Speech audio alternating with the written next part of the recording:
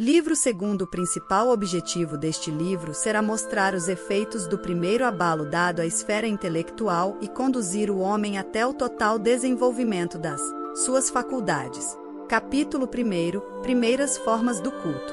Criação do sacerdócio e da realeza. O acontecimento providencial que se manifestou entre os celtas confiou duas grandes verdades a essas suas meditações: a imortalidade da alma e a existência de Deus.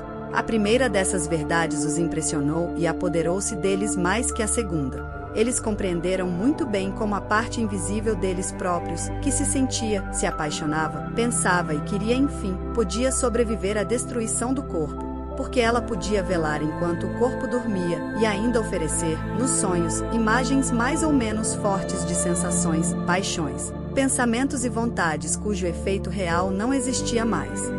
Porém, eles dificilmente puderam elevar-se até a ideia de um ser universal, criador e conservador de todos os seres. Sua fraca inteligência ainda precisava de algo sólido ao sentido sobre o que pudesse apoiar-se. Os meios de abstração e de generalização ainda o eram fortes não bastante para mantê-los nessa altura metafísica.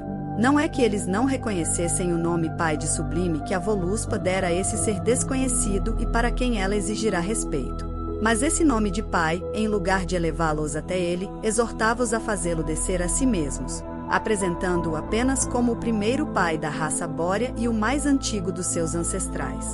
Quanto ao primeiro Hermann, ele estava claramente representado aos seus olhos. Eles o viam tal como a lembrança o conservava na tradição, terrível, indômito nos combates, seu apoio, seu conselho, seu guia e principalmente o implacável inimigo dos povos negros. Assim, podemos conjeturar, sem medo de errar muito, que o primeiro culto dos celtas foi o dos ancestrais, ou melhor, o da alma humana divinizada, como existe desde tempos imemoriais na China e entre a maioria dos povos tártaros. O culto lamaico, cuja antiguidade só é menor que o do sabeísmo, é apenas esse mesmo culto dos ancestrais aperfeiçoado, como demonstrarei mais adiante. O primeiro efeito desse culto, cuja criação deveu-se à inspiração de uma mulher, foi o de mudar repentina e completamente a sorte das mulheres. Assim como eram humilhadas devido à sua fraqueza, assim foram exaltadas devido à nova e maravilhosa faculdade descoberta nelas. Da posição mais baixa que ocupavam na sociedade, elas passaram subitamente para a primeira. Por toda parte elas estavam submetidas à lei do mais forte, e agora legislavam. Foram declarados legisladores e considerados intérpretes do céu. Suas ordens eram recebidas como oráculos. Revestidas do supremo sacerdócio, elas exerceram a primeira teocracia que existiu entre os celtas. Um colégio de mulheres foi encarregado de regular tudo no culto e também no governo. Entretanto, esse colégio, cujas leis eram todas recebidas como inspirações divinas, não tardou a perceber que, para torná-las conhecidas e executá-las, ele carecia dos corpos coercitivos, depositários da ciência e do poder e tendo em suas mãos as recompensas e as punições morais e civis. A voz da Voluspa fez-se ouvir e o colégio nomeou, de um lado, um sumo pontífice, sob o nome de Drud ou Trintas Druid, e do outro, um rei, sob o nome de Kang, Kong ou King. Estes dois supremos magistrados consideravam-se, com justiça, delegados do céu, instituídos para instruir e governar os homens, e por conseguinte, intitularam-se pontífice ou rei por favor divino. O Drud era o chefe da dieta, na qual ele formou um corpo sacerdotal. Também o Khan estabeleceu-se à frente dos leis e dos folks, ou dos homens de armas e dos homens de trabalho, entre os quais escolheu os oficiais que deveriam agir em seu nome. Todavia, de início ele não se confundia com o Hermann, sempre eleito pelos seus pares após a prova do combate, e conduzido sobre o grande escudo segundo o antigo costume. Mas esse chefe militar deixou de usar o nome de Hermann, para não dividi-lo com o primeiro Hermann divinizado, e 31 contentou-se com o nome de Maier, isto é, o mais forte ou o mais valente. Sabemos muita coisa sobre as violentas rivalidades que, com o passar do tempo, surgiram entre o Khan e o Maier, ou o rei, investido do poder civil, reinando por direito divino, e o Maire, possuidor da força militar e comandante dos homens de armas por direito de eleição. Muitas vezes o rei reunia em si os dois cargos. Mais frequentemente, o Maire despojava o rei da sua coroa, colocando-a sobre a própria cabeça. Mas esses detalhes, que pertencem à história propriamente dita, não são assunto meu. Contento-me em expor as origens para mais tarde tirar delas as deduções relativas ao importante objetivo que me ocupa. Capítulo 2. Sexta Revolução. Cisma político e religioso. Origem dos celtas bodones ou nômades e das Amazonas. Voltemos atrás por alguns momentos. Vimos que, antes do desenvolvimento do seu instinto, o homem vivia numa anarquia absoluta. Ele sequer possuía aquele tipo de governo instintivo que observamos entre várias espécies de animais, pela mesma razão que já demonstrei quando falei sobre o casamento. Nele, nada era feito antecipadamente, embora tudo nele estivesse determinado em princípio. A providência, da qual ele era obra, queria que ele se desenvolvesse livremente, que nada nele fosse forçado. Essa anarquia absoluta cessou a partir do momento em que ele refletiu sobre si mesmo, e que seu casamento, resultado dessa reflexão, se constituíra numa família. A reunião de várias famílias formou uma espécie de governo doméstico, cuja dominação exclusiva à vontade feminina usurpou pouco a pouco. Vimos como o destino rompeu esse governo antinatural pela repentina oposição da vontade do homem. A mulher, até então a senhora, transformou-se em escrava e todo o fardo da sociedade recaiu sobre seus ombros, surgindo então uma espécie de tirania masculina. As pessoas obedientes compunham-se de mães e filhas, as pessoas que mandavam eram os chefes de família, cada um deles um déspota em sua própria cabana. Era simplesmente o reino da força instintiva. Um acontecimento que a providência e o destino conduziram em concerto, opondo a força anímica à força instintiva, modificou esse estado de coisas. A raça bórea, repentinamente atacada por uma raça negra aguerrida, foi obrigada a procurar, fora do instinto, meios de resistência. Suas faculdades anímicas vivamente excitadas pelo perigo, desenvolveram-se, a necessidade de se defender, aliada à necessidade de procurar alimentos, sugeriram-lhe a feliz ideia de se dividir em duas classes, uma destinada a combater e a outra, a trabalhar. Os mais fortes foram escolhidos para combater, os mais sábios, para fiscalizar os trabalhadores. Criaram-se chefes particulares, ficando todos sob o comando de um chefe geral. Como esse movimento começou pela mulher, não haveria o perigo de que, seduzida pelo interesse ou pela vaidade, ela procurasse ser a única a se aproveitar de um acontecimento que a providência destinara ao progresso geral da raça. O céu falou pela sua voz, mas terá ela certeza de que ele sempre fala? E quando ele não falar mais, não poderia ela fazê-lo falar? Embora essas condições em geral não impressionassem o espírito dos celtas, elas preocupavam bastante alguns dentre eles a ponto de lhes criar grandes dificuldades. Nem todos tinham testemunhado o primeiro impulso da Voluspa, a maior parte não entenderá seu oráculo e muitos se recusavam a acreditar nele. Os que se convenceram achavam absurdo que se pudesse duvidar de uma coisa cuja veracidade eles comprovaram. Mas ninguém sabia que é da essência dos acontecimentos providenciais produzir tal efeito. Eles se espantavam com o fenômeno que constitui o mais belo apanágio do homem. Se a providência o arrastava num movimento irresistível, nisto ela não diferia do destino, em que a mesma necessidade a ambos dirigia por igual. A vontade do homem, pressionada de todas as direções, não restava escolha, e seus atos, desprovidos de autoconsciência, não seriam susceptíveis de louvores nem de culpa. É precisamente pela liberdade mental a que um acontecimento cede que se pode reconhecer se ele é providencial.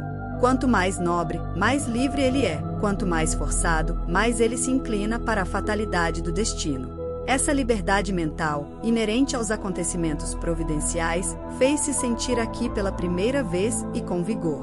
Os celtas viram, talvez com espanto, ser possível que eles não pensassem a mesma coisa sobre os mesmos objetos. Enquanto a maioria das povoações recebia, respeitosa, as ordens do colégio feminino e se submetia sem qualquer resistência ao sumo pontífice e ao rei que este nomeara. Enquanto o ensino sacerdotal e o governo civil e militar se ampliavam em seu seio e lançavam raízes profundas, enquanto, enfim, os oráculos da Voluspa eram nelas recebidos como leis sagradas, havia outras povoações que, apegando-se teimosamente às suas antigas formas, rejeitavam todas as inovações. A que mais as chocava, talvez devido a algum interesse particular que começava a misturar-se ao interesse geral, era a fixação das moradas e a circunscrição das famílias, que tendia a estabelecer a propriedade territorial, até então desconhecida. Essa inovação foi o aparente pretexto do cisma que ocorreu. Ele foi violento, houve lutas de parte a parte, mas como os dissidentes eram uma frágil minoria, em comparação com o grande número que desejava diretamente as inovações ou que as recebia sem discussão, eles foram obrigados a se submeter ou ir embora. Preferiram a segunda alternativa e, andando sempre em frente, do norte para a região meridional da Europa, chegaram às margens daquele mar desde então apropriadamente chamado de Mar Negro, embora esse nome fosse outrora dado a toda a extensão das águas que banham a região meridional da Europa por causa dos povos negros que a dominavam. Assim como se chamava de Mar Branco, pela razão oposta, a parte do oceano que cerca a Europa e a Ásia do lado do Polo Boreal. Ao chegarem às margens daquele mar interior, os celtas dissidentes costearam-no na direção do Oriente, penetrando na região da Ásia conhecida como Ásia Menor. As frágeis colônias ali fundadas pelos sudianos foram facilmente vencidas. Os vencedores, estimulados por esse sucesso inicial, avançaram rapidamente, sempre aumentando seus espólios e o número dos seus escravos. Logo, os rumores de que multidões de citas inundavam as regiões setentrionais da Ásia espalharam-se por toda parte. Os esforços envidados para deter essa torrente apenas aumentaram sua impetuosidade e ofereceram novos alentos para suas depredações. Impossibilitados de recuar, os celtas tinham de avançar ou perecer. Devido às opiniões que os haviam forçado a abandonar sua pátria, eles tinham tomado o nome de 32 Bodones, isto é, sem habitações fixas, e este nome, que ainda sobrevive no de beduínos, tornou-se famoso. Após muitas vicissitudes, sobre as quais é desnecessário falar, esses celtas Bodones, depois de conquistarem as margens do Eufrates, que vieram a tornarem-se famosas, conquistaram também a Arábia, onde a maior parte finalmente se estabeleceu, depois de adotar parte dos costumes e dos hábitos dos povos que haviam vencido, e de se terem submetido às suas leis e cultos. Dessa mistura do sangue bóreo com o sudiano surgiram os árabes. Todas as cosmogonias onde vemos a mulher apresentada como a causa do mal e a fonte fecunda de todas as desgraças que afligiram a terra, surgiram ali. Ainda na época de Maomé, a mulher era considerada impura pelos povos do Iêmen que, como seu profeta o censura no Alcorão, choravam quando lhes nasciam filhas e com frequência as enterravam vivas. Não quero abandonar esses celtas dissidentes, cuja fortuna veio a tornar-se brilhante, pois foi deles que se originaram os assírios e os árabes, sem narrar um fato cuja singularidade muito tem confundido os sábios de todos os séculos. Este fato refere-se às Amazonas. Abster-me-ei de entrar em detalhes sobre as incontáveis controvérsias geradas pela existência desse povo de mulheres guerreiras. O que se torna evidente de tudo o que se disse a favor ou contra é que tal povo existiu efetivamente, primeiro na Ásia, às margens do Termodonte, e depois em algumas ilhas do Mediterrâneo e até na própria Europa. Os hindus, que ainda lhe guardam a lembrança, dão ao país das Amazonas o nome de Sriradjia, situando-o ao pé dos Montes Kailas, no litoral. No Bundesh, Oroastro diz que elas moravam na cidade de Salem. Pausanias fala da sua invasão da Grécia dizendo que elas combateram até as muralhas de Atenas. Apolônio, em seu Argonautas, conta que elas se estabeleceram na ilha de Lemnos e em terra firme junto ao cabo Temíscoro. O que parece mais provável é que essas mulheres extraordinárias surgiram originalmente na Ásia Menor. Não há dúvidas de que algumas hordas de Bodones, avançando sem tomar precauções, terminaram caindo numa emboscada na qual os homens foram massacrados. As mulheres, que tiveram tempo de se esconder, fosse na outra margem do rio ou numa ilha, vendo-se mais fortes graças àquele acontecimento, resolveram aproveitar-se disso para dominar. E bem provável que elas tenham encontrado em seu meio uma mulher de caráter firme e decidido que lhes inspirou esse desejo e as dirigiu. Reza a tradição que elas massacraram alguns homens que haviam escapado ao inimigo. Seja como for, parece certo que elas formaram um governo monárquico que durou muito tempo, pois os nomes de várias de suas rainhas chegaram até nós. Os historiadores não estão de acordo quanto à maneira como elas admitiam homens em seu meio. Tudo o que se pode inferir, e que mais se aproxima da verdade, é que elas reduziam à escravidão os que aprisionavam e educavam os que nasciam das suas uniões passageiras segundo suas opiniões. De resto, o nome de Amazonas, pelo qual a antiguidade nos tornou conhecidas essas mulheres guerreiras, prova ao mesmo tempo sua origem celta e sua morada na Ásia, pela maneira como ele se 33 a compõe. Ele significa, propriamente, as que não têm homens ou maridos. Percebe-se bem, sem que precisemos insistir muito no assunto, que se essas mulheres existiram, era preciso que um infortúnio exagerado as fizesse abandonar sua natureza e conduzisse a este ato de desespero. Ora, na posição em que representei as mulheres dos celtas bodones, seu infortúnio devia ser excessivo, pois ele era o resultado de um cisma ao mesmo tempo político e religioso. Seus maridos, não reconhecendo a voz da providência que os chamava para costumes mais amenos, usando injustamente mão de ferro sobre um sexo já por demais castigado por suas faltas, lançaram ao destino as sementes da calamidade que não poderiam deixar de produzir colheita funesta assim que a ocasião o favorecesse. Capítulo 3. Primeira divisão geográfica da Europa. Mas enquanto esses acontecimentos se desenrolavam na Ásia, os celtas que haviam permanecido na Europa continuavam a seguir o impulso dado pela providência.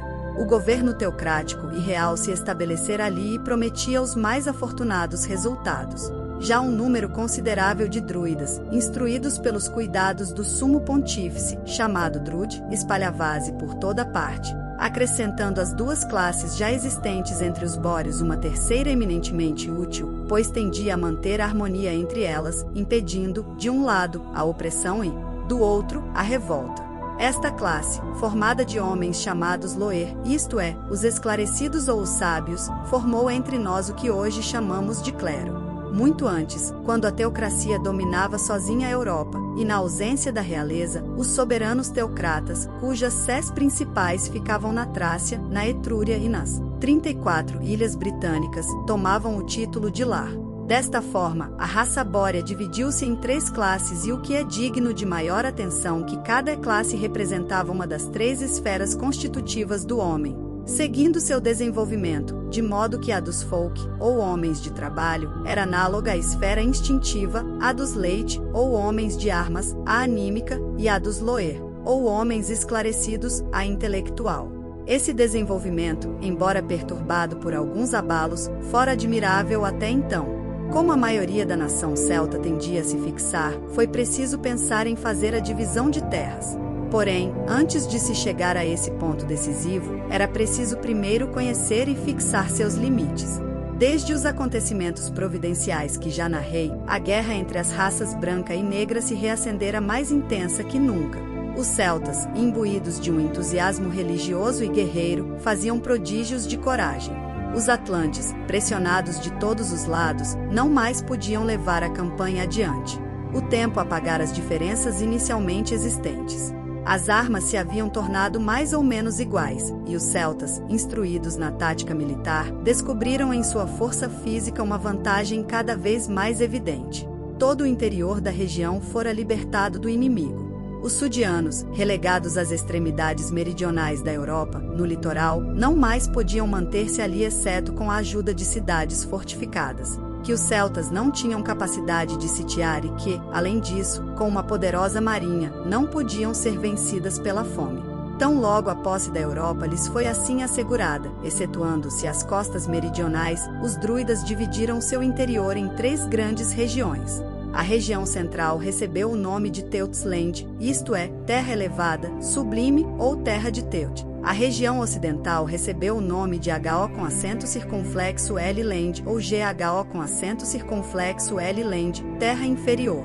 E a oriental chamou-se PO com acento circunflexo L-Land, a terra superior. As regiões situadas ao norte dessas três regiões chamaram-se Deamarque, o limite das almas, e as terras do meridião, ainda ocupadas pelos atlantes, desde o Tanais até as colunas de Hércules, tornaram-se conhecidas 35 pelo nome genérico de Astan, a morada dos As, ou povos negros. Esta divisão geográfica, embora alterada por grande número de subdivisões, sobreviveu a todas as revoluções políticas e religiosas, e ainda hoje é reconhecida em seus pontos principais.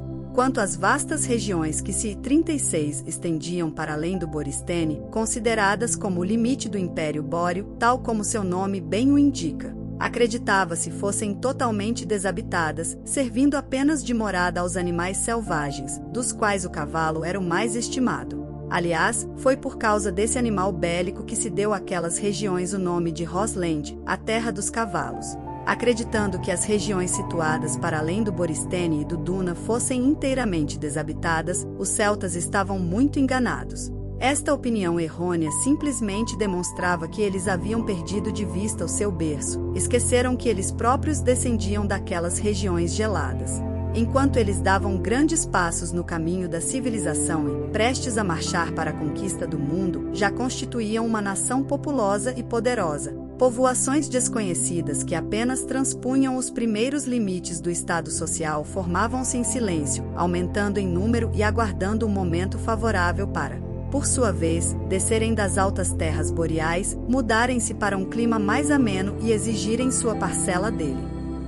Capítulo 4. Da primeira divisão de terras e da propriedade territorial. Entretanto, os druidas, sempre dóceis aos oráculos da Voluspa e submetidos aos decretos do Sacro Colégio, prosseguiam em sua divisão. Eles deram aos homens de armas a propriedade geral de uma vasta extensão de terras, e aos homens de trabalho a propriedade particular de pequena extensão dentro da maior. Deste modo, o que pertencia a 10 famílias ou 100 famílias de folk, pertencia na totalidade a uma família de lei que, sem ser obrigada a trabalhar a terra, nem a se ocupar com outra profissão exceto a das armas, desfrutava de uma parte das rendas, do trabalho e da atividade desses pequenos proprietários encarregados de tornar produtiva a sua grande propriedade.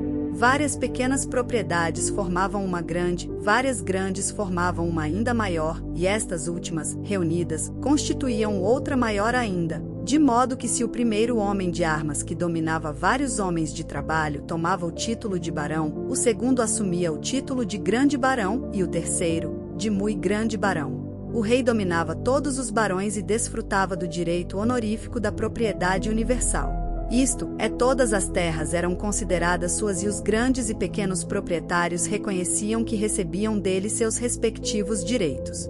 Todas as terras desocupadas eram responsabilidades dele e ele as dava a novas famílias à medida que estas se formavam, dispondo igualmente dos domínios vagos pela extinção de famílias antigas. Além disso, ele possuía como propriedade particular um domínio muito extenso, cujas rendas eram transferidas para sua coroa. Parece que, no começo dessa legislação, os druidas não tinham outras propriedades além dos santuários onde se alojavam com suas mulheres e filhos.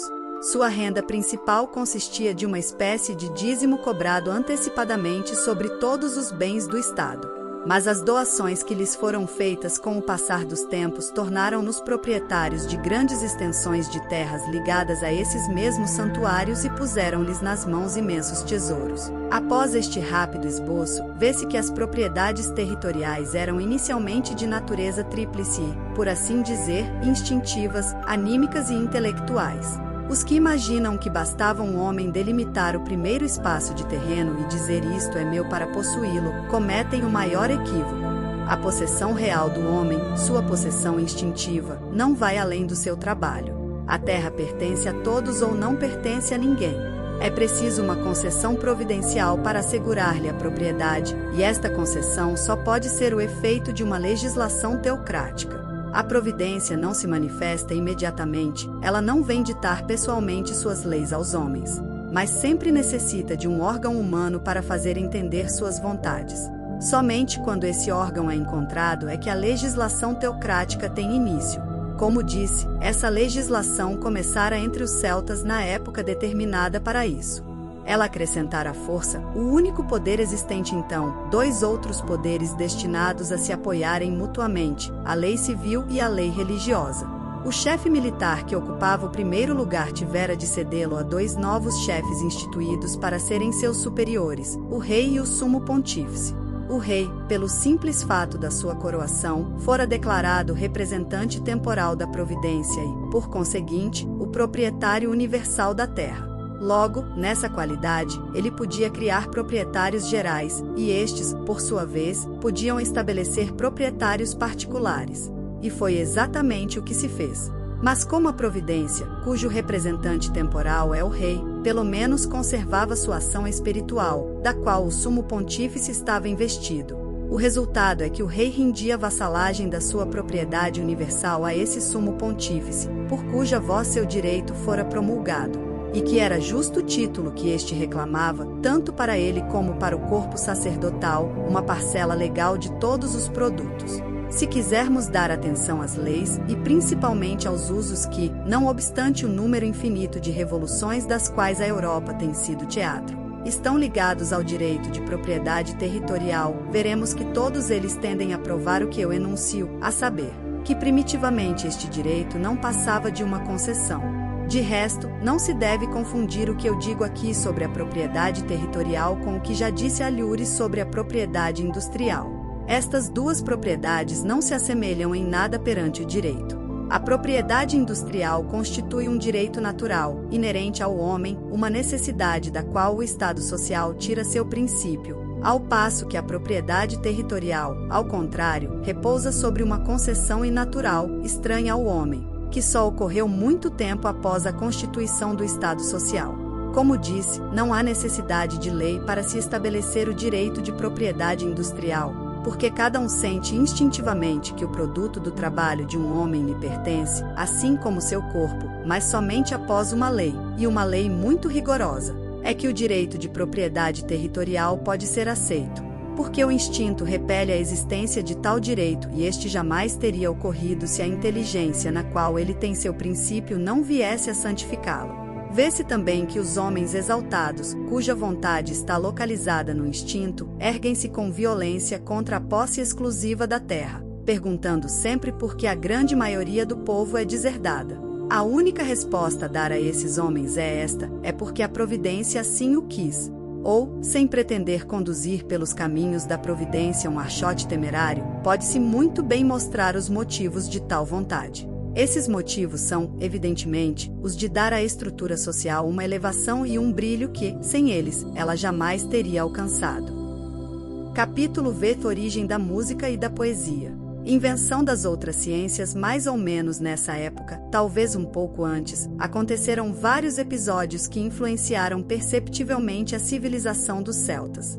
Os druidas, ao ouvirem os oráculos da Voluspa, se aperceberam de que estes estavam sempre contidos em frases medidas, de uma forma constante, trazendo consigo uma certa harmonia que variava conforme o tema. 37 De maneira que o tom em que a profetisa pronunciava suas frases não diferia muito da linguagem ordinária. Eles examinaram atentamente essa singularidade e, após se habituarem a imitar as diferentes entonações que ouviam, conseguiram reproduzi-las e viram que elas eram coordenadas segundo regras fixas.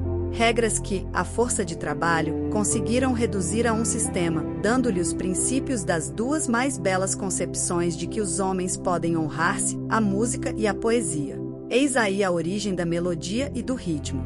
Até então, os celtas tinham sido pouco sensíveis à música. A dos atlantes, que eles haviam escutado nos combates e em algumas solenidades, parecerá-lhes apenas um ruído mais ou menos forte, agudo ou grave.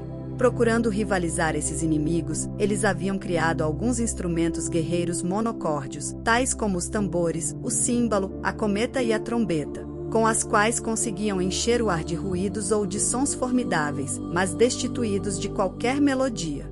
Somente quando seus sacerdotes receberam da Voluspa os princípios da harmonia musical e poética, é que começaram a encontrar neles alguns encantos. A flauta, inventada por um gênio afortunado, causou uma revolução nas ideias. Percebeu-se, com inexprimível enlevo, que com esse instrumento era possível acompanhar a voz da Voluspa e, por assim dizer, lembrar suas palavras pela simples repetição dos sons que ela imprimira a estas. Esse ritmo, oferecido à nação como um presente do céu, foi por ela recebido com um entusiasmo difícil de se descrever. Ele foi aprendido de cor, cantado em todas as ocasiões, inculcado desde o berço no espírito das crianças, de maneira que em muito pouco tempo tornou-se quase instintivo, permitindo, por seu intermédio, difundir com a maior facilidade o texto de todos os oráculos ou de todas as leis que a Voluspa sempre encerrava no mesmo compasso. Esta foi a razão por que, na antiguidade, jamais se separou a música da poesia e por que ambas eram chamadas de a língua dos deuses. Não obstante o prazer que eu teria em demorar-me sobre assuntos tão agradáveis, e para os quais meus gostos pessoais frequentemente me têm atraído, devo apenas mencioná-lo superficialmente aqui para não retardar por demais o progresso desta obra, pois tenho muitas outras nas quais me 37 aprofundei tanto quanto possível nestes temas. A invenção da música e da poesia, entusiasmando os espíritos, deu lugar a observações, pesquisas e meditações cujos resultados foram dos mais úteis. Pela primeira vez examinou-se esse brilhante fenômeno da palavra, ao qual até então não se dera atenção alguma. Os druidas, que a Voluspa transformará em músicos e poetas, tornaram-se também gramáticos. Eles examinaram a língua que falavam e descobriram, surpresos, que ela se baseava em princípios fixos. Distinguiram o substantivo do verbo e encontraram as relações de número e de gênero. Arrebatados pelo espírito do seu culto, eles decidiram situar o gênero feminino em primeiro lugar e, deste modo, gravaram na língua bórea um caráter indelével inteiramente contrário ao da língua sudeana, tendo de designar, por exemplo, objetos cujo gênero não existe exceto nas formas da língua. Eles aplicaram o gênero feminino ou masculino de um modo inteiramente oposto à opinião dominante no reino nominal, atribuindo o gênero feminino ao sol e o masculino à lua e entrando assim em contradição com a natureza das 38 coisas. Esta falha é uma das primeiras para as quais a vaidade anímica da mulher arrastou o espírito da profetisa, infelizmente não foi nem a última nem a mais importante. Mais adiante mostrarei a mais terrível de todas, a que por pouco não causou a perda de toda a raça. Antes, porém, quero dizer algo sobre a invenção da escrita, que coincidiu com a da gramática.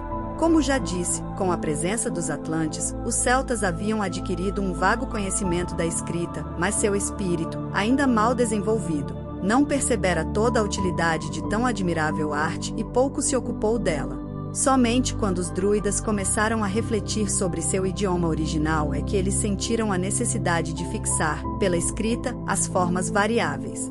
O mais difícil nesta arte está na concepção da primeira ideia, porém, uma vez concebida essa ideia, e que o espírito compreenda seu objetivo metafísico, o restante nada tem de confuso. Seria por demais ousado definir hoje se o primeiro inventor dos caracteres literários copiou alguma coisa do que pudesse conhecer dos caracteres dos atlantes, ou se as formas que deu às 16 letras do seu alfabeto foram exclusivamente obra sua.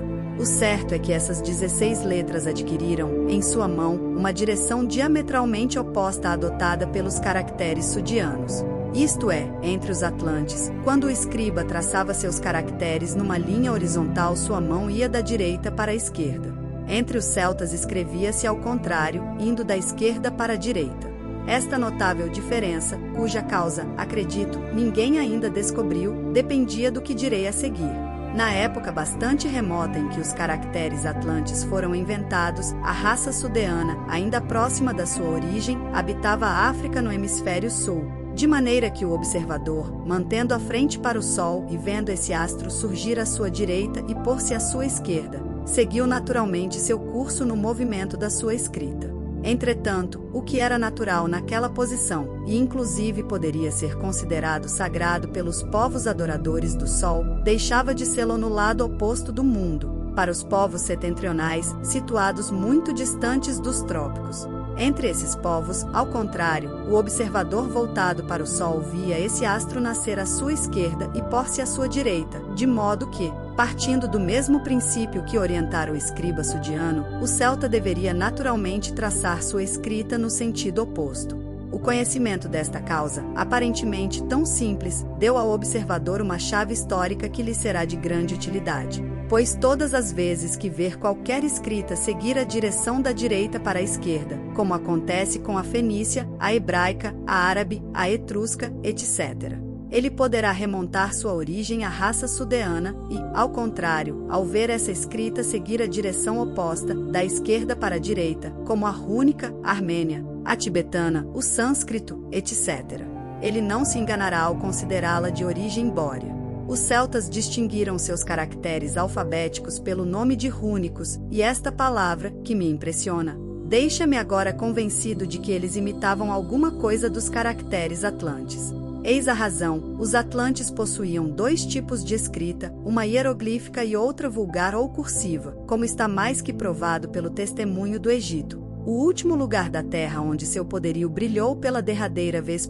Ora, em grande número de dialetos, a palavra rúnico significava cursivo, de modo que se pode conjecturar que os caracteres rúnicos são apenas os caracteres cursivos dos atlantes, um pouco alterados em sua forma e voltados na direção oposta. Além disso, essa opinião é altamente provável devido à grande semelhança que se observa entre os caracteres cursivos fenícios e os caracteres rúnicos ou cursivos dos etruscos e dos celtas. Porém, antes mesmo que a poesia e a música, a gramática e a escrita fossem inventadas, as ciências matemáticas já haviam feito alguns progressos. A numeração não precisa do desenvolvimento da inteligência para produzir os primeiros elementos da aritmética. Ademais, não se pode deixar de crer que a divisão das possessões territoriais deve ter fornecido, muito cedo, os primeiros elementos da geometria prática, assim como as necessidades da agricultura conduziram às bases da astronomia. Essas ciências, sem dúvida, ainda estavam longe da perfeição, mas bastava que começassem a ser cultivadas para que o objetivo da providência se cumprisse. Já afirmei várias vezes que a providência nunca oferece mais que os princípios das coisas. Cabe à vontade do homem o seu cultivo, sob a influência do destino. Capítulo 6. Desvio do culto. Qual foi a sua origem? Superstição e fanatismo. Seus primórdios. Se os princípios oferecidos pela providência tivessem continuado a se desenvolver com a mesma retidão, a raça bórea, alcançando rapidamente o ponto culminante da estrutura social, teria oferecido um espetáculo digno de admiração. A Europa, que ela ilustrara em tão boa hora, não teria sido joguete de tantas vicissitudes, e sem precisar ser escrava da Ásia por tantos séculos. Teria conquistado bem mais cedo o cetro do mundo. Mas o destino, que determinou uma série de acontecimentos totalmente opostos, teria exigido uma vontade tão pura quanto forte para evitar sua realização ou resistir aos seus efeitos. Essa vontade não só não existe, como também, a que existia, em lugar de acompanhar o impulso que a providência lhe dera, resistiu a ela, quis transformar-se em centro, ser seu próprio motor e, longe de evitar o destino, deixou-se dominar por ele e curvou-se à sua lei. Uma única paixão mal controlada causou todo o mal, foi a vaidade que, exaltando-se de modo particular no seio da Voluspa e de modo geral no de todas as mulheres, deu origem ao egoísmo, cujas frígidas inspirações, em lugar de ampliar a esfera intelectual, a constrangeram e trouxeram em seu bojo a ambição desmedida pelo amor e pela glória. Vários colégios de mulheres haviam sido fundados nas diferentes regiões ocupadas pelos celtas, à frente dos quais havia uma druidisa que só se levantava perante a Voluspa. Essas druidezas presidiam ao culto e faziam os oráculos, elas eram consultadas sobre assuntos particulares, assim como se consultava a Voluspa sobre os assuntos de interesse coletivo. No começo, sua autoridade era muito grande, os druidas nada faziam sem ouvir-lhes os conselhos e os próprios reis obedeciam às suas ordens. Mas à medida que a classe sacerdotal se esclarecia, à medida que as ciências e as artes começavam a florescer, elas perceberam que sua influência diminuía, que perdiam a autoridade e que eram reverenciadas menos por elas mesmas do que pela divindade de que eram os instrumentos. Era evidente que o homem, aturdido pela grandeza do movimento que ocorrerá, saía pouco a pouco do seu espanto e tendia a retomar seu verdadeiro lugar, cuja perda fora causada por esse movimento. A mesma coisa que acontecerá quando do primeiro desenvolvimento da esfera instintiva acontecia com relação a outros fatos. O problema, no passado como então, era saber qual dos sexos seria o amo. Se tivesse sido sensata, a mulher teria consentido em deixar-se considerar como o instrumento da divindade, como o meio de comunicação entre a divindade e o homem. Essa posição certamente era boa o bastante para satisfazer sua vaidade. Mas esta não foi satisfeita porque o egoísmo despertado a convenceu de que essa posição nada tinha a lhe oferecer. Quando falava, era ela que escutava. Não, era a divindade que falava por sua boca. Quando guardava silêncio, que autoridade tinha? Nenhuma. Era o druida, era o rei, era o maire que comandavam. Deveria ela limitar-se a esse papel insignificante? Era este o suficiente para sua ambição? Suas faculdades não a estariam chamando para mais altos destinos? Suas faculdades. Ora, quem melhor que ela poderia apreciá-las? Tudo o que ocorrerá não dependerá delas? Procurava-se a divindade no céu porque sua voz a colocará lá. Pediam-lhe oráculos porque sua inteligência os concebera. Se o futuro havia sido compreendido, não era pela força da sua vontade que os sonhos da sua imaginação se haviam realizado? Não seria possível que o futuro dependesse dela, como a existência da divindade já o dependera. Mal essa ideia ímpia foi concebida, a providência, assustada, recuou e o destino tomou seu lugar. A Voluspa deixava de ser o órgão da divindade, sendo agora um instrumento fatídico de que o destino viria a dispor. Daí por diante, procurar-se-ia inutilmente, no idioma que ela empregasse o futuro 40 verdadeiro de qualquer verbo. Na sua língua o verbo seria privado do futuro. Somente a necessidade do destino criaria o futuro, ao desenvolver as consequências do passado. Assim, não mais podendo reinar pela verdade, e querendo manter despoticamente seu império, a mulher procurou reinar pelo erro. Todos os oráculos que passaram a sair dos santuários tornaram-se ambíguos e tenebrosos, só se ouvia falar de calamidades, de pecados cometidos, de expiações exigidas, de penitências a serem feitas.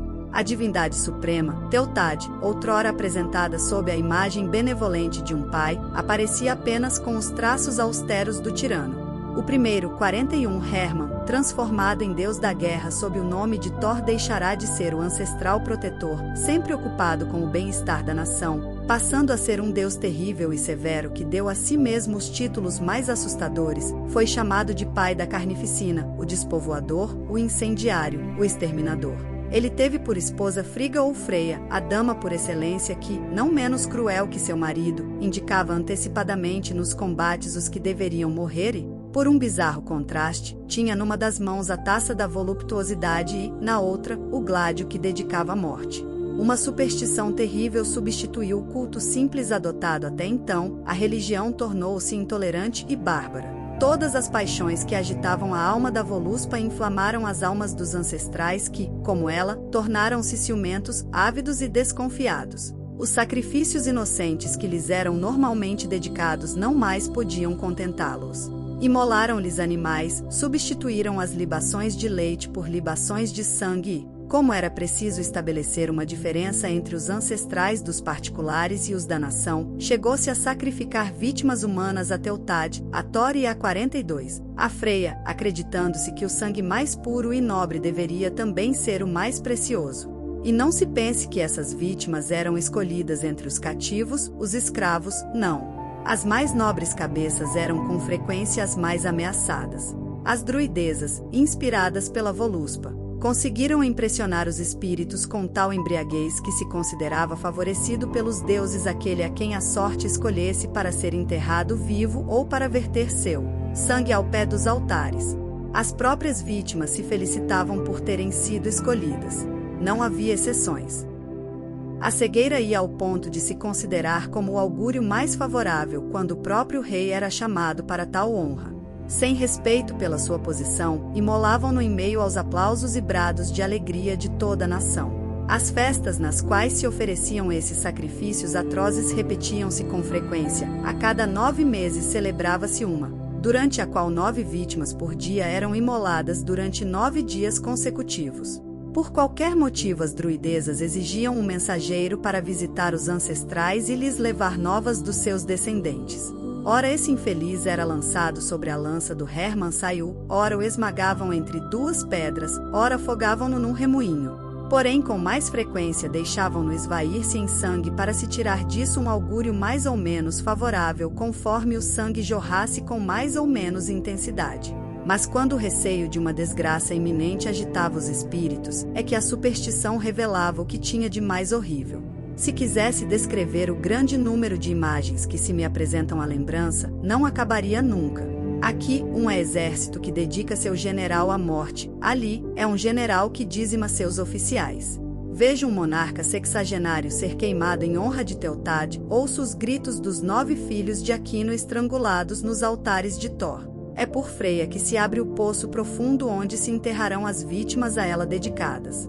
Seja para qual ponto da Europa eu volte meu olhar, vejo ali os sinais gravados desses sacrifícios hediondos. Desde as costas geladas da Suécia e da Islândia até o litoral fértil da Sicília, desde o Boristene até o Tejo, vejo, por toda parte, o sangue humano fumegando ao redor dos altares. Mas não é somente a Europa que sofre com esse flagelo destruidor. A epidemia funesta cruzou seus limites, com os celtas indo infectar as costas da África e da Ásia. Que digo?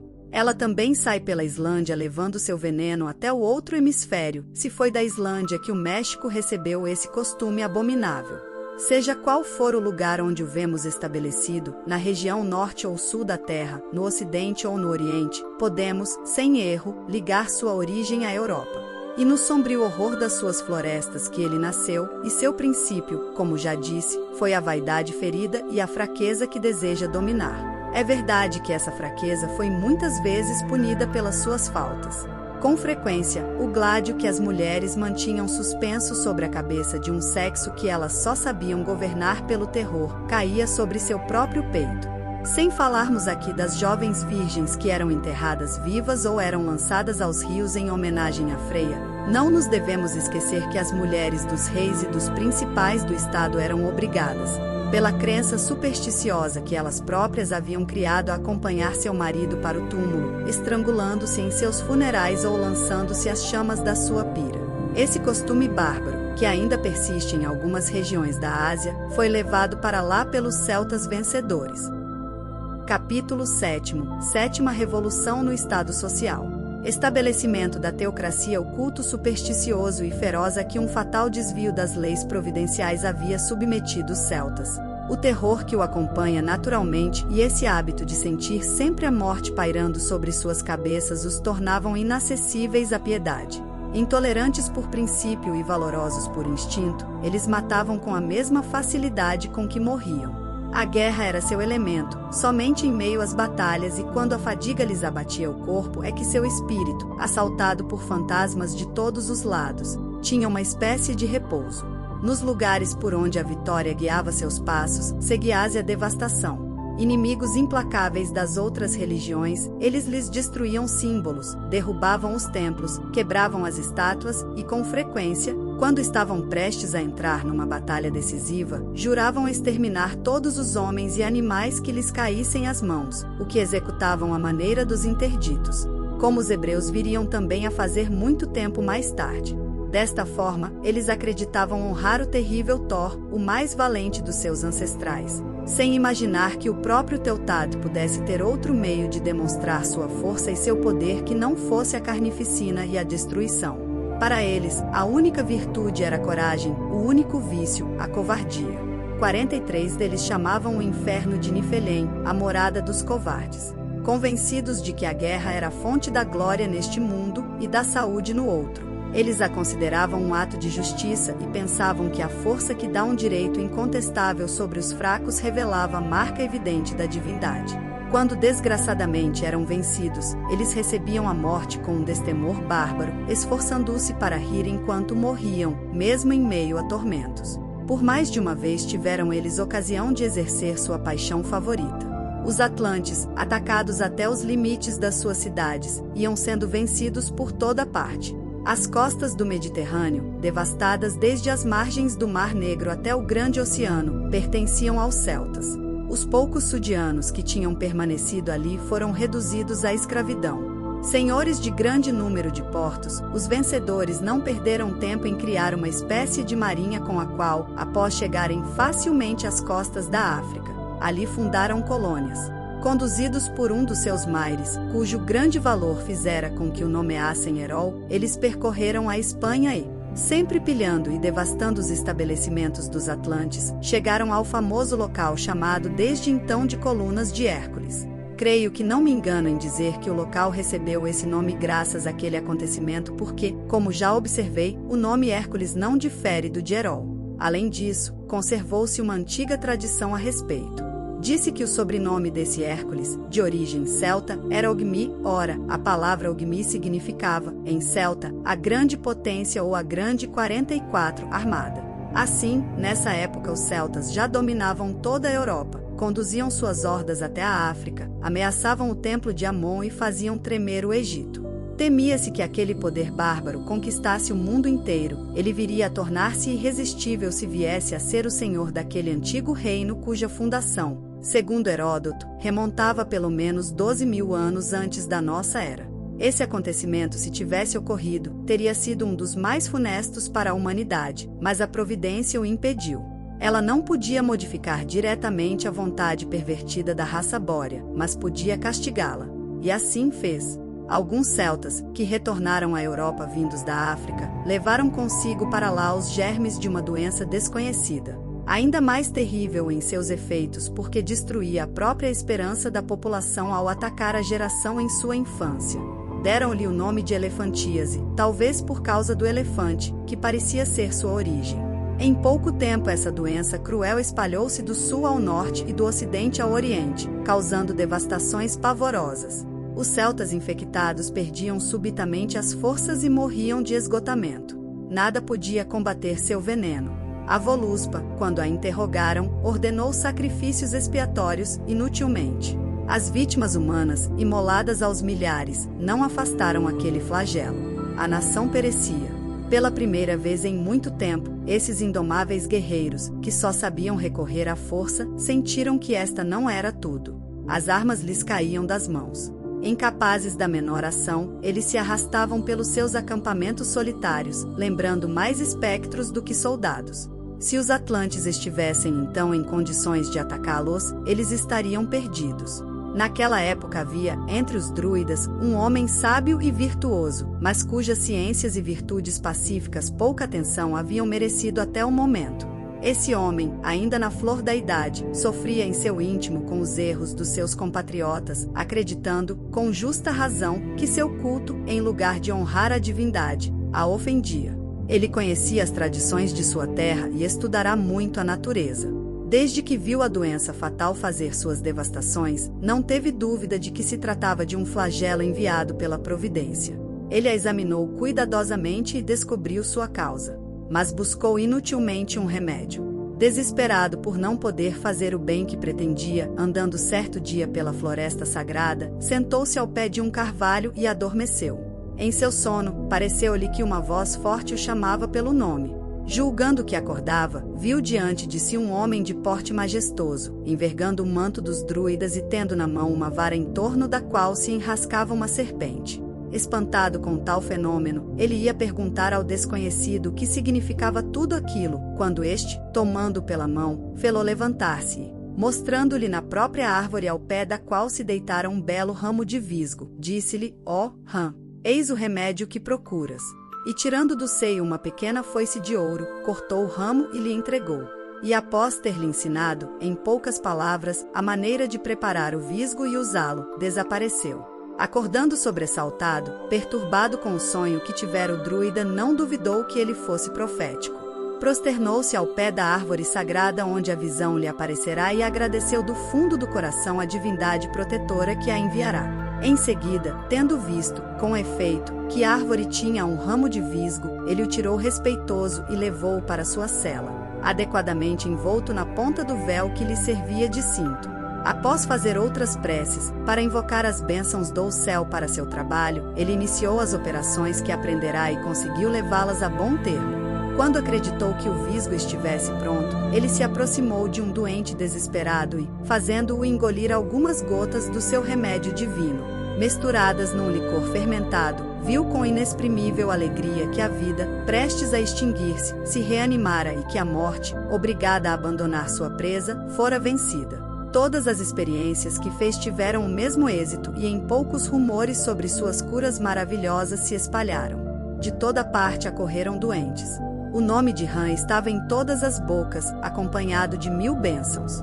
O colégio sacerdotal reuniu-se e o sumo pontífice pediu a Rã que lhe revelasse a maneira como tão admirável remédio, ao qual a nação devia sua saúde, lhe chegará às mãos. O druida não se fez de rogado, mas, desejoso de dar ao corpo sacerdotal um poder adequado, que lhe faltava até então, fez ver ao druid que, ao informar a nação sobre a planta mostrada pela divindade, oferecendo-a inclusive a sua veneração como uma planta sagrada, não se deveria divulgar o seu preparo. Ao contrário, este deveria ser cuidadosamente preservado no santuário, para dar à religião mais brilho e mais força, por meios menos violentos do que os empregados até então. O sumo pontífice compreendeu o valor das suas razões e as aprovou. A nação celta foi informada que era ao Visgo do Carvalho, mostrado pela bondade divina, que ela devia o fim do terrível flagelo que a devorava.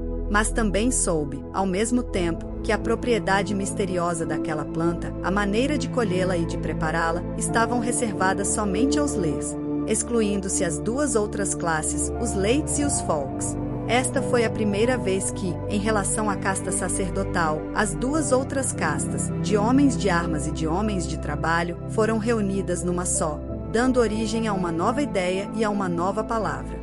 Ao considerar os leites e os folks como um único povo que os leis dominavam, reuniram-se as duas palavras numa só, formando a palavra leiol que, para nós, transformou-se em laico ou leigo. Admitindo-se que os leites não tivessem gostado dessa fusão, eles não tinham como se lhe opor. A força das coisas os impelia. Tal como acontecerá no princípio da sociedade, quando os folks, que lhes deveram sua existência, haviam se tornado seus dependentes, era igualmente justos que eles próprios, que agora deviam sua sobrevivência aos leis, reconhecessem o domínio destes. Esta mudança, que parecia insignificante no momento em que se deu, veio a ter as consequências mais importantes quando, com o estabelecimento da teocracia pura e o fim da separação entre as classes, ela desenvolveu os meios para degenerar-se em despotismo absoluto ou em democracia anárquica, conforme o poder era usurpado pela forma de uma só pessoa ou pela de uma multidão. Assim, no universo, o mal muitas vezes nasce do bem e o bem do mal, como a noite sucede ao dia e o dia à noite, para que as leis do destino se cumpram e para que a vontade do homem, escolhendo livremente um ou outro, seja conduzida apenas pela força das coisas para a luz e a virtude que a providência lhe oferece incessantemente.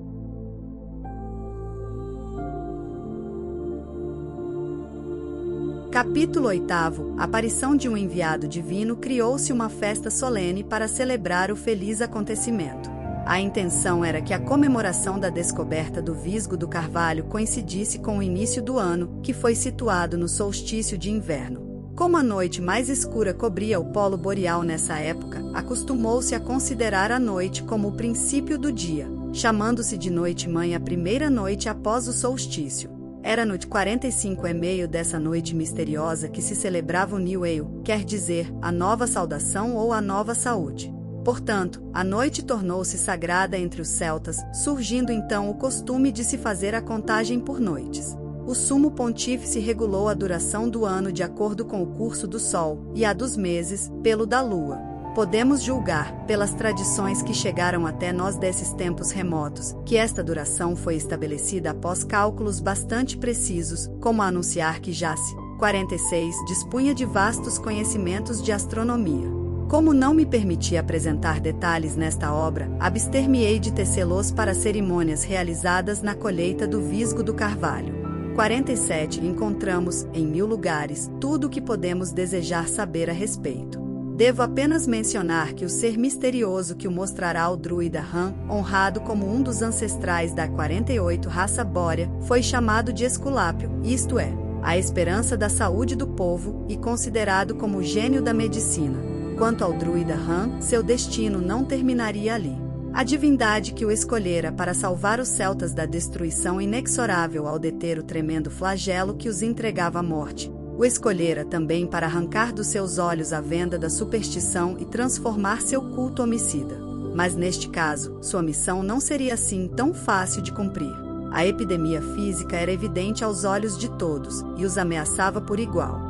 Ninguém tinha motivos para preservá-la, ao passo que a epidemia moral não só não se apresentava como tal, mas também, sendo sagrada para uns, para outros constituía objeto de interesse ou de vaidade. Assim, a partir do momento em que o druida deu a conhecer suas intenções, tão logo disse que o mesmo gênio anunciador do Visgo do Carvalho também viera lhe ordenar que secasse o sangue que inundava os altares. Desde que passou a condenar os sacrifícios humanos como inúteis e atrozes que horrorizavam os deuses da nação, ele passou a ser tratado como um renovador perigoso, cuja ambição buscava aproveitar-se de um acontecimento feliz para garantir seu poder.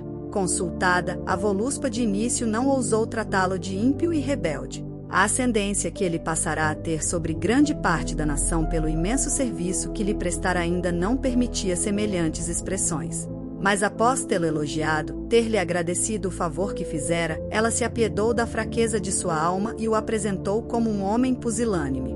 Cheio de doçura e de boas intenções, é verdade, mas totalmente incapaz de elevar seus pensamentos até as nobres alturas dos pensamentos divinos. A explicação da Pítia teve de início grande número de seguidores. Sem deixar de amar o bom Han, lamentavam de boa fé que lhe faltasse a coragem. Quando viram essa disposição, seus inimigos aproveitaram-se habilmente dela, acrescentando o ridículo à piedade. Seu nome, Han, significava carneiro. Eles o consideravam forte demais para este e, abrandando perversamente a primeira letra do nome, trocaram-no para Laon, que significa um cordeiro. O nome Laon, que lhe ficou, tornou-se célebre por toda a terra, como veremos mais adiante.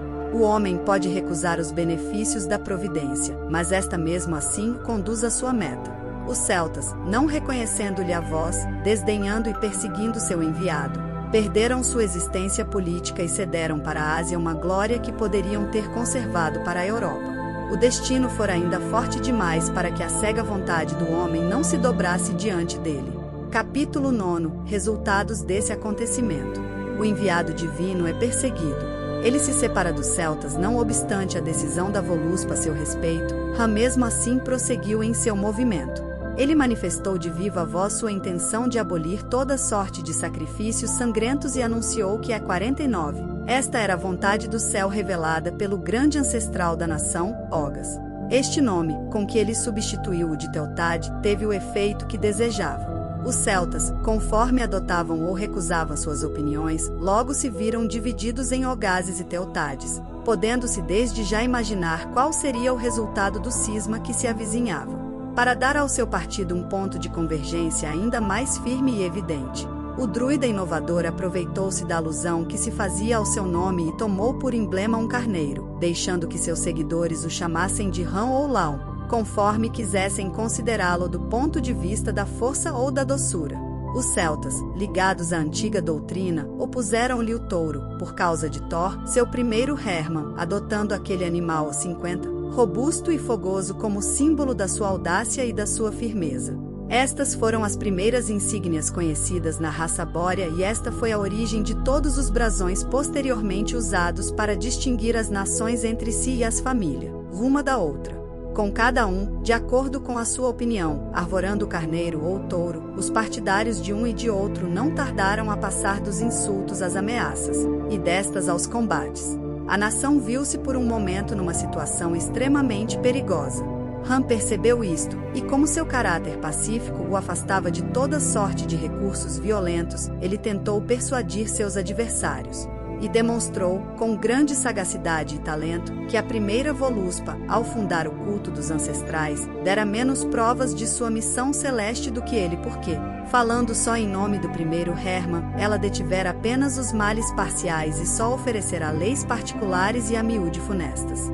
Mas ele, guiado pelo ancestral supremo, pai de toda a raça, tivera a felicidade de salvar a nação da ruína total e, em seu nome, lhe apresentava leis gerais e propícias, por meio das quais ela seria para sempre libertada do jugo odioso que lhe impunham os sacrifícios sangrentos. Essas razões, que atraem os homens pacíficos e de boa fé, encontraram no interesse, no orgulho e nas paixões belicosas dos outros uma oposição invencível. A Voluspa, sentindo que sua frágil autoridade necessitava de uma ação vigorosa para se fortalecer, aproveitou-se da oportunidade de uma festa e chamou Han ao pé do altar. Este, sentindo a armadilha, recusou-se, não querendo oferecer a cabeça ao machado dos sacrificadores, e foi acusado de anátema. Nesse extremo, vendo que era preciso lutar ou expatriar-se, ele decidiu-se pela segunda opção, resolvido a não lançar sua pátria no flagelo de uma guerra civil. Uma enorme multidão de partidários vindos de todas as classes uniu-se ao seu destino. Abalada até as bases, a nação perdeu, pela teimosia, grande parte dos seus habitantes. Antes de partir, Han fez um último esforço. tirando, em nome de Ogas, o Supremo Ancestral, um oráculo no qual os celtas estariam ameaçados das maiores desgraças se continuassem a derramar sangue sobre os altares. Ele o enviou por um mensageiro ao colégio sacerdotal. Mas a Voluspa, informada disso e temerosa do seu efeito sobre os espíritos, previu a chegada do mensageiro e, por um oráculo contrário, dedicou ao impiedoso Thor e fez com que o estrangulassem à sua chegada. A raça bórea sem dúvida jamais se encontrou em circunstâncias tão difíceis. Parecia que seus próprios deuses, divididos em suas opiniões, estavam travando, no seio das nuvens, um combate do qual os infelizes mortais seriam as vítimas. Com efeito, eram a providência e o destino que lutavam. A vontade do homem era o campo de batalha onde esses dois formidáveis poderes desfechavam seus golpes. Não importavam os diferentes nomes que essa vontade lhes desse. Homero os transmitiu com uma magnificência jamais igualada. De resto, é no conhecimento dessa verdade que reside a verdadeira poesia. Fora dela existe apenas versificação. Finalmente, privado de toda esperança de reconciliação, Ram partiu, levando consigo, como já disse, a parte mais sadia e mais esclarecida da nação. De início, ele seguiu a mesma rota que os celtas bodones haviam percorrido, mas ao avistar o Cáucaso, em lugar de acompanhar as sinuosidades daquela famosa montanha entre o Mar Negro e o Mar Cáspio, ele subiu o Don para, depois de atravessar o Volga e costear o Cáspio, chegar ao planalto que domina o Mar de Arai. Antes de chegar àquela região, ainda hoje ocupada por hordas nômades, ele encontrara varrias dessas tribos que pertenciam claramente à raça bórea. Ignorando por completo a sua existência, ele ficou bastante surpreso ao ver habitadas e férteis aquelas regiões que julgara desertas. Essas tribos nômades, disse-o assustadas à vista de tantos guerreiros armados, deixarão-se cativar facilmente 51 quando viram que esses homens, com os quais partilhavam a cor e quase que a língua, não lhes queriam fazer mal algum nem pertenciam aos povos negros, contra os quais eram obrigadas a permanecer em constante estado de guerra para evitar a escravidão. Várias delas reuniram-se aos próprios celtas e lhes serviram de guia naquelas novas regiões. Logo seu idioma tornou-se conhecido e os recém-chegados souberam que o país onde estavam chamava-se Turã, em oposição a um país mais baixo, mais plano e mais agradável, situado além das montanhas, chamado Irã, de onde haviam sido expulsos por povos conquistadores vindos do sul. Pela descrição que lhe fizeram daqueles povos, Ram logo reconheceu que eles pertenciam à raça sudeana e decidiu imediatamente tomar-lhes a região que haviam usurpado, e ali estabelecer-se. Mas ele permaneceu algum tempo no Turã para fazer o recenseamento do povo que se submetera à sua doutrina, regularizar as diferentes classes que um movimento tão brusco misturara e dar ao governo teocrático que ele imaginava um começo tão perfeito quanto o permitissem as circunstâncias. Ele não se esqueceu de nada para atrair a si todas as tribos turanianas que pôde conhecer. E como soubesse da existência, na direção norte, de uma grande região que essas tribos, as 52, chamavam de terra paterna, Tatara, porque fora a morada do seu primeiro pai, ele lhes disse 53 que este era o nome do seu grande ancestral Ogas, que também era seu pai e que viera libertar-lhes a pátria do jugo dos estrangeiros. Essa ideia, que satisfazia o orgulho das tribos, logo lhes conquistou a confiança. Vários fenômenos que até então em nada os impressionara, reapresentaram-se ao seu espírito. Um lembrava-se de um sonho, outro, de uma visão. Este repetia as palavras de um velho moribundo, aquele falava de uma antiga tradição. Todos tinham motivos para considerar o acontecimento presente como uma coisa maravilhosa.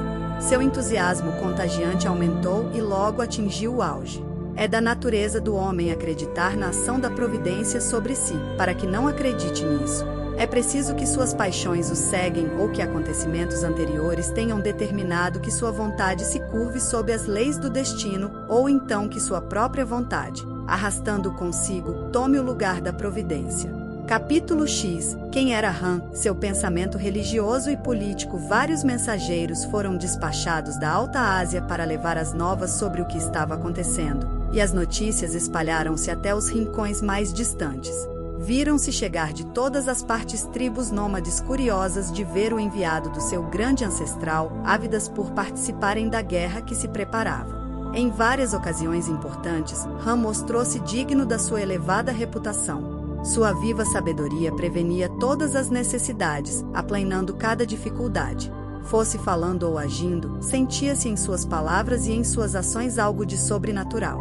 Ele penetrava os pensamentos, previa o futuro, curava as doenças, toda a natureza parecia estar-lhe submetida. Assim queria a providência, que, destinando a raça bórea ao domínio da terra, lançava à frente dos seus apassos os raios luminosos que deveriam conduzi-la. Ram foi, portanto, o primeiro homem dessa raça a quem ela inspirou diretamente. É a ele que os hindus ainda honram sob seu próprio nome de Rama. É a ele que o Tibete, a China, o Japão e as imensas regiões do norte da Ásia veneram sob os 54 nomes de Lama, Fo, Pará, Pará, Pará, Padishah ou Parasipará. É a ele que os primeiros ancestrais dos persas, os iranianos, chamaram de Gion Shyd, porque foi ele o primeiro monarca do mundo, o primeiro dominador do povo negro, pois esse povo era chamado de povo de Jian ou Jian Ben Jian, como dizem os árabes. Lê-se no Zendavesta que o último Zoroastro lhe rende homenagem, situando-o muito tempo antes do primeiro profeta desse nome e designando-o como o primeiro 55, homem que Hormuz favoreceu com sua inspiração. Ele o nomeia por toda parte como o chefe dos povos e dos rebanhos, o muito poderoso e muito afortunado monarca. Foi ele quem fez da agricultura a primeira das ciências e ensinou aos homens a cultura dos vinhedos e o uso do vinho. Ele fundou a cidade de Ver, capital do Vargion-Gerd. Cidade admirável, disse Zoroastro, semelhante ao paraíso, onde os habitantes eram todos felizes.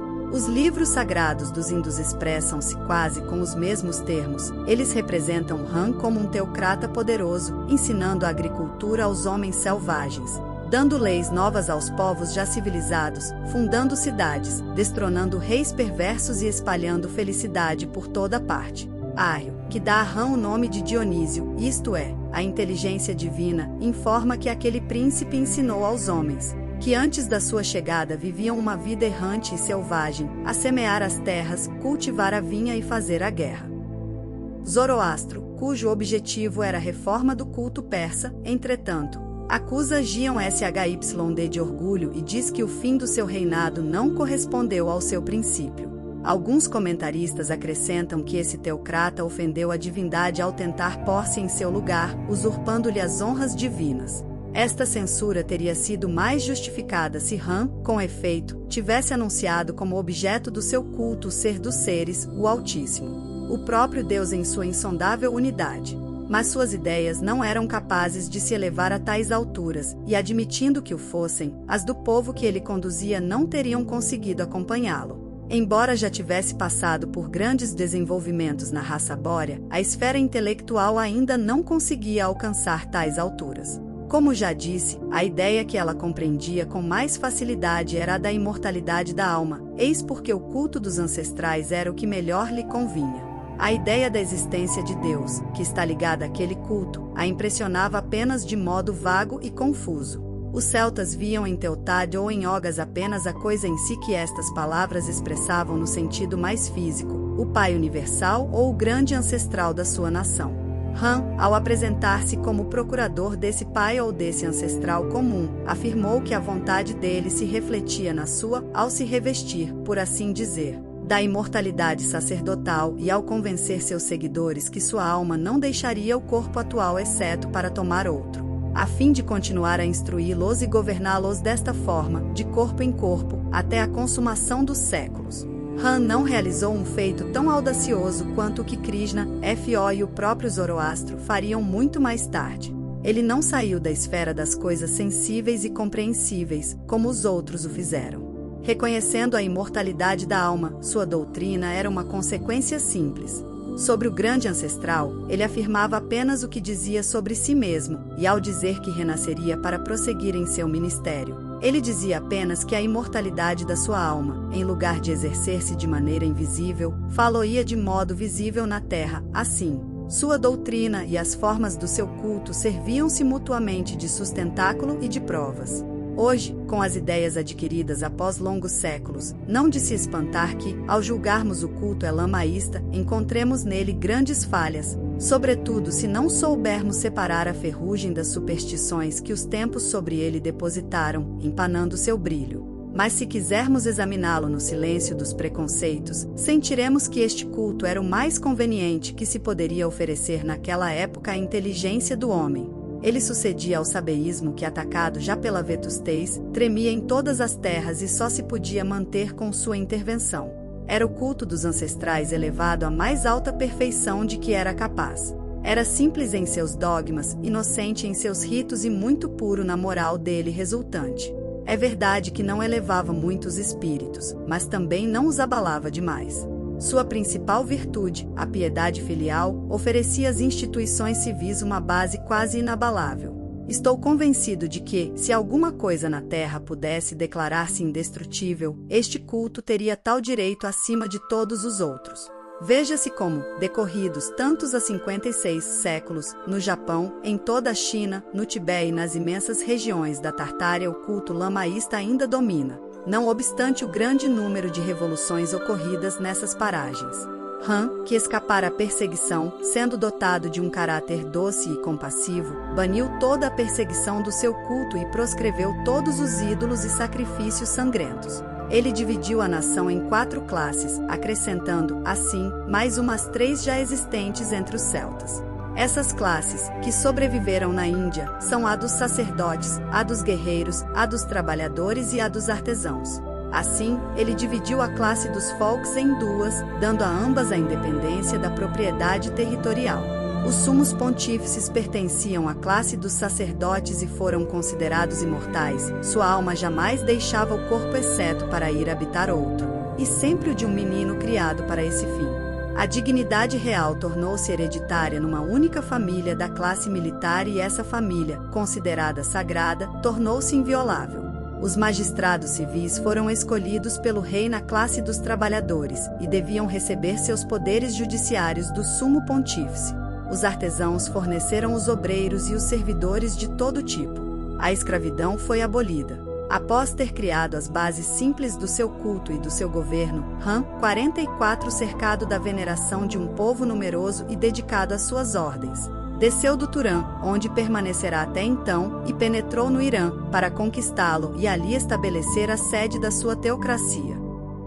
Capítulo X. Estabelecimento de um império universal, teocrático e real. Como decidi não mencionar os detalhes puramente históricos, passarei rapidamente por esta parte da história de Han.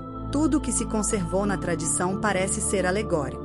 Os poetas que cantaram seus triunfos, sem dúvida muito tempo após sua existência, o confundiram claramente não só com o grande ancestral da raça bórea, cujo culto ele fundou, mas também com toda a raça, que os poetas personificaram nele. É o que se evidencia no Ramayana, o maior poema dos hindus, obra do célebre 57 Valmiki, e nas Dionisíacas de Nonus.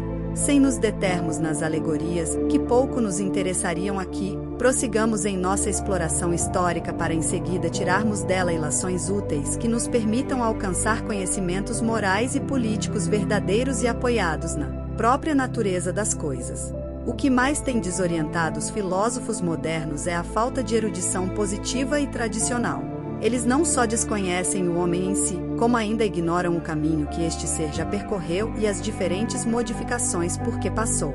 Dentre um grande número de situações, eles se limitam a apenas 2, no máximo 3, acreditando ingenuamente, quando sua imaginação completa algumas viagens entre os romanos antigos, os gregos e, desplicentemente, os hebreus, que tudo já esteja dito, que conhecem a história do gênero humano e tudo o que existe nela de mais admirável.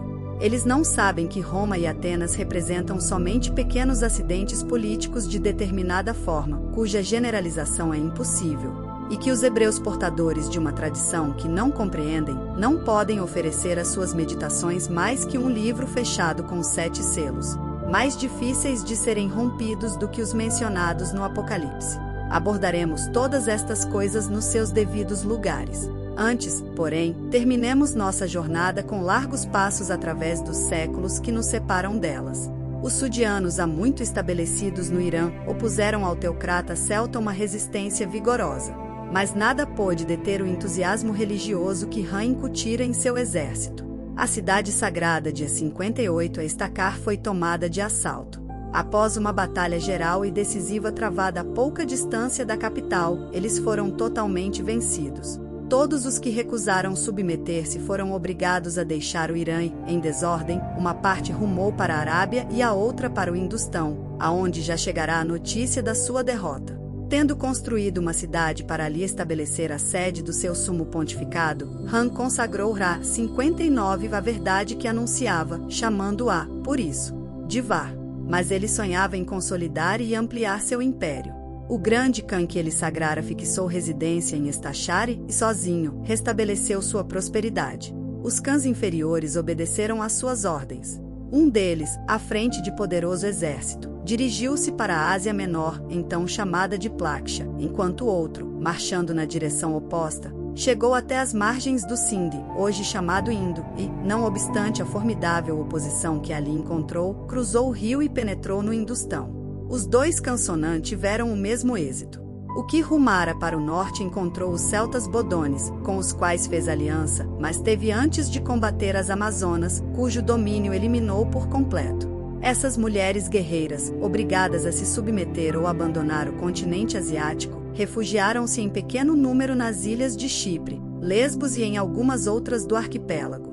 Concluída a conquista de Plaksha, e com os rios Tigre e Eufrates fluindo daí por diante sob as leis de Ram, fundou-se a cidade de Nínive para servir de capital a um reino que veio a se chamar Caldeia, enquanto a casta sacerdotal o dominou, e que mais tarde tornou-se o Império Assírio ou Sírio, quando aos 60 a casta militar conseguiu conquistá-lo. Os árabes, que já nessa época eram uma mistura de celtas e sudianos, aliaram-se facilmente aos seguidores de Ram, recebendo sua doutrina. Os sudianos que recusaram submeter-se à lei do vencedor fugiram para o Egito, de onde, navegando o Golfo Pérsico, chegaram ao sul da Ásia, onde se concentravam suas maiores forças.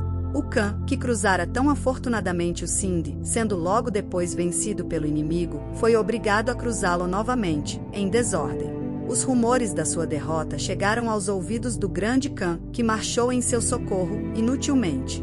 Nesse caso, faltava um poder acima do seu. Han o percebeu e viu claramente que se tratava, naquela hora, de uma conquista que nada tinha de comum, e que da luta que se travava no Industão dependia o futuro da raça bórea e o futuro do seu culto. Era às margens do Ganges que essa grande questão se decidiria, a qual dos dois povos, negro ou branco, o império do mundo deveria pertencer. Assim, ele rumou pessoalmente para lá, reunindo em torno de si todas as forças que possuía.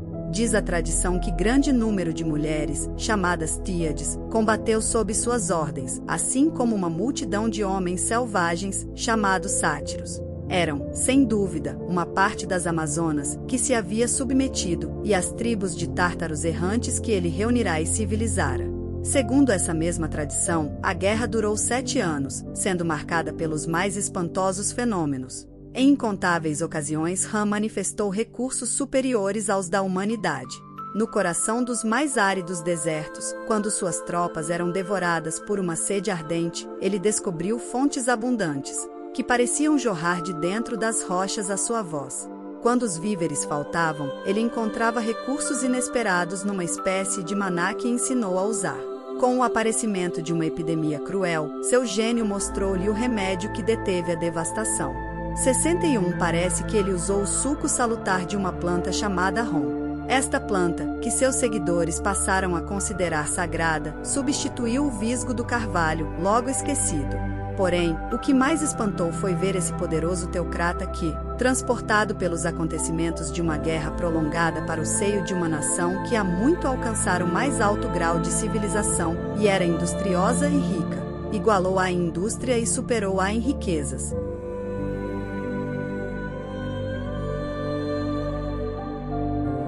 Entre as coisas que eu deveria contar em lugar destas, vejo que omiti uma, cujo esquecimento a sagacidade do leitor não pode suprir. É a invenção da moeda.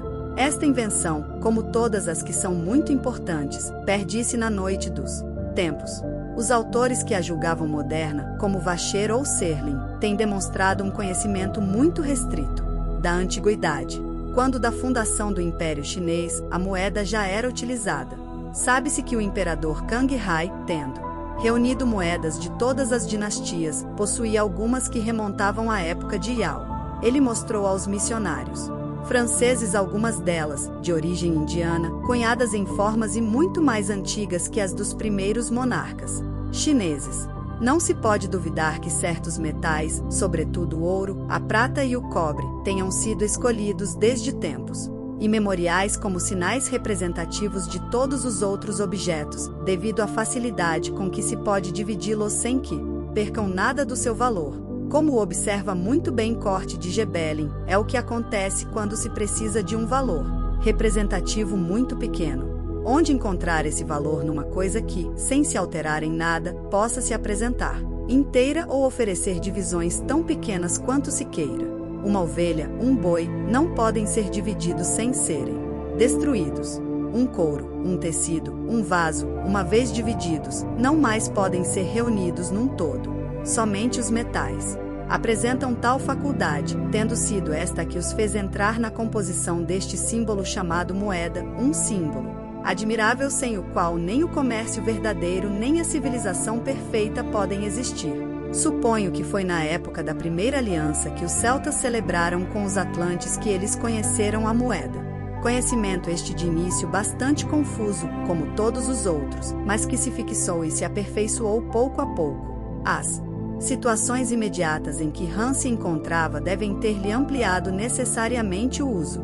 Ele tinha de percorrer regiões onde um hábito muito antigo tornava o ouro e a prata uma necessidade indispensável, como jamais lhe faltavam. Esses dois metais, quando deles precisava, supunha-se que ele tivesse um gênio às suas ordens, que lhe revelava os tesouros e as minas onde quer que existissem. A marca cunhada por esse teocrata em suas moedas foi a de um carneiro, razão porque a figura e o nome deste símbolo estão conservados em grande número de nações. Parece que o tipo usado pelos celtas autóctones era um touro. Quanto à moeda dos Atlantes então em curso nas Índias, tudo leva ao 62 crer que ela ostentava a figura de uma espécie de serpente, alada chamada dragão. O dragão era a insígnia desses povos. Seu soberano supremo tinha o título de Ravan ou Ravon, isto é, o vigilante universal, o grande rei, ao passo que os soberanos inferiores, que dependiam dele, como o do Egito, por exemplo, chamavam-se Farravon, que significa a voz, o eco, o reflexo do Ravon. Em todo o poema do Ramayana fala-se muito de terríveis combates que Ram e Ravon travaram para decidir a quem pertenceria o império. Nonus, em suas Dionisíacas, consagrou 25 cantos à sua descrição. Ele chama o Ravon Deríades, sem dúvida o seu nome próprio, qualificando-o sempre de rei negro, chefe do povo negro. Após grande número de vicissitudes, sobre as 63 às quais nos seria inútil falar, o Ravon, obrigado a abandonar sua capital Ayodhya e até mesmo a deixar o continente, retirou-se para a ilha de Lanka, hoje Ceilão, acreditando estar ali ao abrigo dos esforços do seu inimigo, por julgar que as águas que a cercavam constituíssem obstáculo intransponível. Mas logo constatou, para sua desgraça, quanto pode a verdadeira coragem, quando sustentada pelo entusiasmo religioso. Diz a tradição que os companheiros de Ram, aos quais nenhum perigo, esforço e fadiga podiam repelir, aproveitaram-se de alguns rochedos espalhados pelas águas para prender e amarrar considerável quantidade de jangadas, formando com elas imensa ponte por A64 onde passaram. Desta forma, o grande Khan levou a conflagração até o próprio palácio do Ravon. Ram, acompanhando-a de perto, decidiu a vitória. O Ravon foi morto em combate e seu vencedor ficou sendo o único senhor da Ásia. Disse que neste combate memorável uma das esposas de Ram, chamada Sita, prisioneira do inimigo, teve a felicidade de ser libertada. Sob suspeita de ter cedido aos desejos do Ravon, ela provou ser inocente submetendo-se à prova do fogo. Este acontecimento foi e ainda é o tema de grande número de dramas entre os indianos. Origina-se também daí a arte do teatro, como procurei a 65 demonstrar em outra obra. Após a conquista de Lanka, nada mais resistiu ao teocrata celta. Do sul ao norte, do oriente ao ocidente, todos se submeteram às suas leis religiosas e civis. Capítulo 12. Recapitulação. Aí estão os efeitos do primeiro abalo intelectual. Os homens que, ao final do livro anterior, mal escapavam ao jugo de uma raça inimiga, em poucos séculos se tornaram senhores de imenso império e legisladores do mundo. É verdade que isto não aconteceu sem dificuldades, erros e toda sorte de acidentes. Mas será que conhecemos alguma coisa de grande na Terra que seja criada sem dificuldades e executada sem perigo? Se os edifícios mais insignificantes exigiram esforços, quanto não terá custado a construção dos baluartes do Cáucaso, das pirâmides do Egito ou da Grande Muralha da China? Os políticos modernos, acostumados a ler histórias escritas em miniatura, veem tudo pequeno. Eles imaginam que uma lei consignada ao papel é uma lei, e que se constitui um império porque uma constituição foi escrita. Eles não se preocupam em saber se a providência, o destino e a vontade do homem entram nessas coisas. Eles declaram ingenuamente que a lei deve ser ateia, e acreditam ter dito tudo. Quando citam a providência, é como Epicuro o fazia, negligentemente, e apenas para dizerem que a mencionaram. Mas não é assim que se revelam os grandes segredos que regem o universo. Ouvi, legisladores ou conquistadores, e guardai isto. Sejam quais forem os vossos desígnios, se ao menos um dos 3 poderes que mencionei não vos sustentar, eles se esvairão nos ares como fugidia fumaça. E quereis saber que espécie de sustentáculo cada um desses poderes vos dará, se eles estiverem isolados? O destino vos emprestará a força das armas, a vontade do homem, a força da opinião, a providência, a força moral que nasce do entusiasmo político ou religioso. Somente a união dessas 3 forças dá estabilidade. No momento em que uma delas cede, o edifício fica abalado. Com o destino apenas, fazem-se conquistas mais ou menos rápidas, mais ou menos desastrosas, e se deixa o mundo atônito, como Átila, Gengis ou Tamerlão. Apenas com a vontade, instituem-se repúblicas mais ou menos tempestuosas, mais ou menos transitórias, como as de Licurgo ou Brutus. Mas somente com a intervenção da providência é que se fundam estados regulares, teocracias ou monarquias cujo esplendor cobre a terra e cuja duração cansa o tempo, como a de Tauto, Bara, Ram, F.O. Reis, Zaratustra, Krishna ou Moisés. Fim do livro 2.